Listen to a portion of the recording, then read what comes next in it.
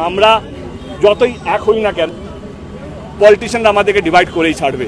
একটা কথা আছে, এই কথাটা এবারে চেঞ্জ হওয়া দরকার। কথাটা হলো বাঙালি একাই 100, কিন্তু 100টা বাঙালি এক নয়। এইবারে এই প্রবাদটা চেঞ্জ করতে হবে। এই 100টা বাঙালি ভারতবর্ষকে একটা নতুন ল এনে দেবে। এই 10 কোটি মানুষ বাংলায় যারা বাস করেন, যে আগুনটা শুরু হয়েছে সেটা জ্বালামুখীর মাধ্যমে এই লটা নিয়ে আসবে যে রেপিস্ট মানেই ক্যাপিটাল পানিশমেন্ট। 100 বছর ধরে যদি এক্সিকিউট হয়ে যায়, এই লটা যদি চলে আসে, 100 বছর ধরে ভারতবর্ষের প্রত্যেকটা মানুষ বাঙালিকে সম্মান করবে। যেই বাঙালি ভারতবর্ষকে স্বাধীনতা নিয়ে এসে দিয়েছিল, আজকে সেই বাঙালি ভারতবর্ষের প্রত্যেকটা মেয়েকে সুরক্ষা দিতে চলেছে এই আন্দোলনের মাধ্যমে।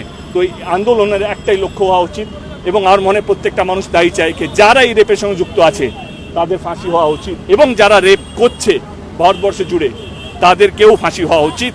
এবং এইটার মধ্যে কোনো দলের বিমত থাকা উচিত নয়। এইখানে কি সিপিএম, কি টিএমসি, কি বিজেপি বা কি কংগ্রেস বা যে যাই দল হোক না কেন, আমার মনে হয় এই একটা বিল যেখানে কোনো প্রতিবাদ হবে না, আমার মনে হয় পার্লামেন্টে এই একটা বিল যেখানে প্রত্যেকটা পার্লামেন্টারিয়ান বা প্রত্যেকটা পার্টি চেষ্টা করবে যে এই বিলটা যেন তাড়াতাড়ি কাজে আসে, বা এই ক্যাপিটাল পানিশমেন্ট যে বিলটা তাড়াতাড়ি যেন এক্সিকিউট হয়। এবং যারা রেপিস্ট, আজকে ভাবুন তো, হরিয়ানায় ইলেকশন হচ্ছে, রাম রহিমকে পে অর্ডারে ছেড়ে দেওয়া হয়েছে। মানে এইটা যদি প্রেসিডেন্ট হয়ে থাকে, যারা রেপিস্ট তারা তো ভয় পাবে না, এবং সেই জন্য প্রত্যেক দিন সংখ্যাটা বেড়ে যাচ্ছে। মানুষকে ভয় পেতে হবে, মানুষকে সত্যি মেয়েদেরকে ভয় পেতে হবে, তাদের ইচ্ছা বিরুদ্ধে কিছু করা যাবে না। তো সেইটার জন্য capital punishment is the only way out.